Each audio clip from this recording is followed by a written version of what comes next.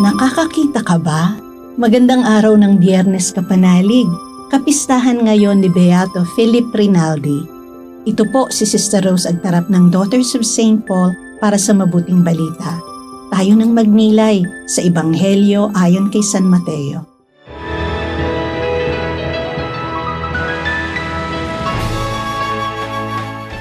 Sumunod kay Jesus ang 2 bulag na lalaki na sumisigaw, "Anak ni David, tulungan mo kami!" Pagdating niya sa bahay, inabutan siya ng mga bulag at sinabi ni Jesus sa kanila, "Naniniwala ba kayo na may kapangyarihan ako para gawin ang gusto ninyong mangyari?" "Opo, Ginoo."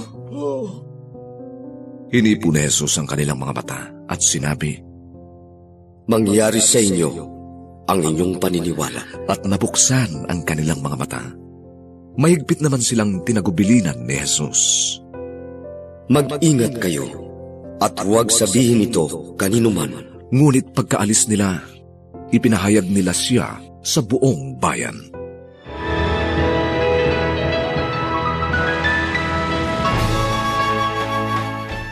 May 2 uri ng pagkabulag sa buhay. Una na rito ang literal na pagkabulag, ang kawalang kakayahang makakita. Ngunit ang ikalawang uri ang mas delikado, ang pagkabulag sa mga bagay espiritual at sa mga malalalim na katotohanan ng buhay tulad ng pag-asa, kabutihan at ang presensya ng Diyos.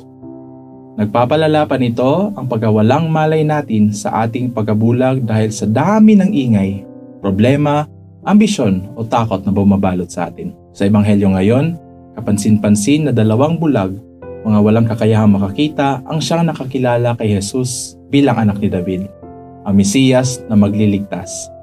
Kahit wala silang paningin, malinaw sa kanila kung sino si Jesus. Itulad ng mga taong nasa paligid at bagamat kasama si Jesus, ay di siya nakikilala. Nang tanungin sila ni Jesus, "Naniniwala ba kayong na kaya kong gawin ito?" Matapang silang sumagot, "Opo, Panginoon." Kaya hinipon ni Jesus ang kanilang mga mata at sila ay nakakita. Pero bago gumaling ang mga mata nila, gumaling muna ang puso nila dahil totoo ang kanilang pananampalataya. Mga kapanalig, kung sila na bulag ay nakakakita kay Jesus, kamusta kaya ang ating pananaw? Ano-ano ang nakakapagpabulag sa atin?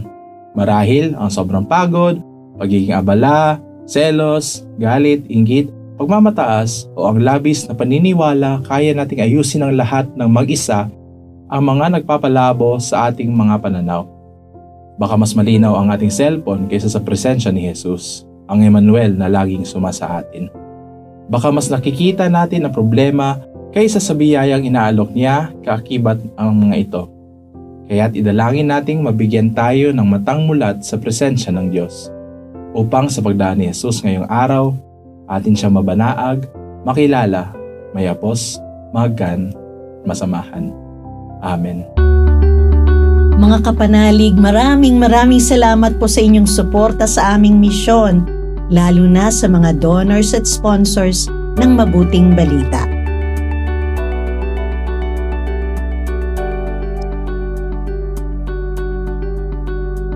Subscribe, like, share, and follow po lines sa aming social media accounts. At patuloy kaming humihingi ng inyong tulong upang maipagpatuloy ang programang ito. Maaari po ninyong ipadala ang inyong love offerings at donasyon sa aming donations channels. Makakaasa kayo na kasamang lagi ang inyong mga intensyon at kahilingan sa aming panalangin araw-araw. Ito pong muli si Sister Rose na nag-aanyaya sa inyong manalangin. Amang makapangyarihan, tulungan mo kaming makapaghanda sa pagdating ni Kristong iyong anak.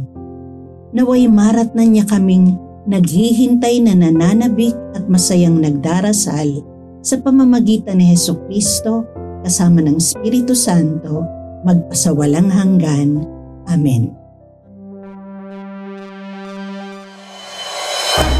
We are here to provide a new way of communicating and proclaiming the gospel.